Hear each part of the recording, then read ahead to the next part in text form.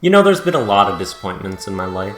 Most of the things I'm passionate about and have pursued have failed miserably. I'm 23 years old and have never really had a girlfriend.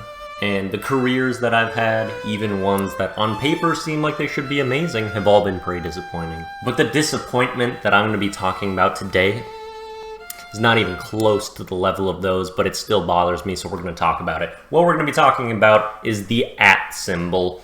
And the fact that that is what it's called is just unbelievably disappointing and underwhelming to me. Like, one of the coolest symbols we have in English, and it means @. There's just no complexity or interesting aspect to that at all.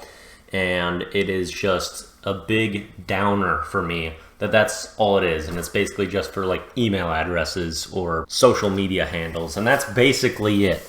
And I wish it was more, or I at least wish it sounded cooler, because it's nothing special. So what I would like to change @ to is swirlay. And swirlay is basically because the symbol in itself is a swirly A.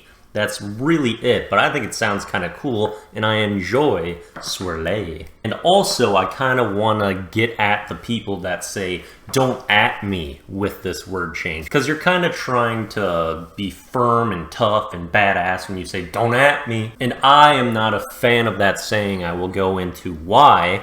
But if you say, don't swirlay me, you definitely don't sound like a badass going through that. So it kind of defeats that saying. And I think that saying needs to die. I don't get the premise behind don't @ me. I don't think it is good. And I think it actually is like kind of saying the opposite of what it should. Because when you say don't @ me, it's usually when you are firm on a stance on something. You really believe something, and then you're like, all right, don't @ me on it. When I firmly believe something, or if I'm like, yeah, it's this way, I can die on this hill, it's the opposite. You want those ats. Come at me. You think you can win this argument? Let me see you fucking try. It's not going to happen. At me. I'll tell you why you're wrong. That's the attitude you should have when you are saying don't @ me. But when you say don't @ me, it's actually the opposite thing. You're like, oh, don't talk to me. I can't talk about this topic anymore. I'm done. It just seems kind of weak to me. And I feel like it should be the opposite. And if you really believe something, anyone can @ you, and you can make them look like a dumbass, make yourself look smart. Everyone learns throughout the process, and you look good. If you're not right, guess what? Getting more right about something is good too. It's good to be shown that you're wrong. So the don't @ me thing, I think, is stupid. That's why we're partially changing @. I also just thought it needed a cooler name. So yeah, @ retains all its functionality, but it will now be called swirlay, and that's what we got for the change. If you disagree with anything I've said, swirlay me. I dare you.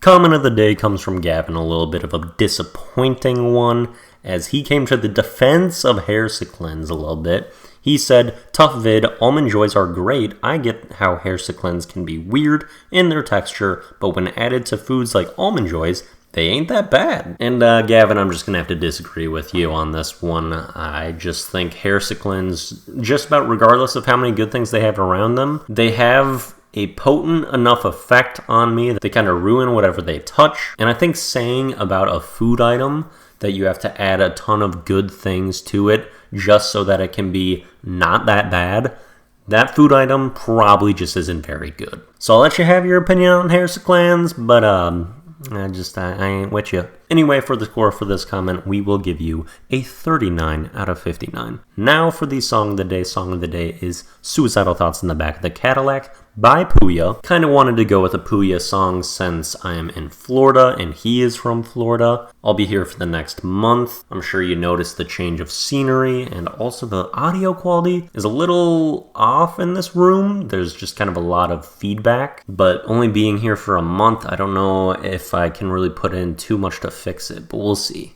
Anyway, Suicidal Thoughts in the Back of the Cadillac. I really like this song. Normally when I pick depressed songs, it's quite a bit more about the lyrics typically. However, this song, its beat is also phenomenal in my opinion. I think it does a lot of great things outside of lyrics as well that are really impressive, and I enjoy this one.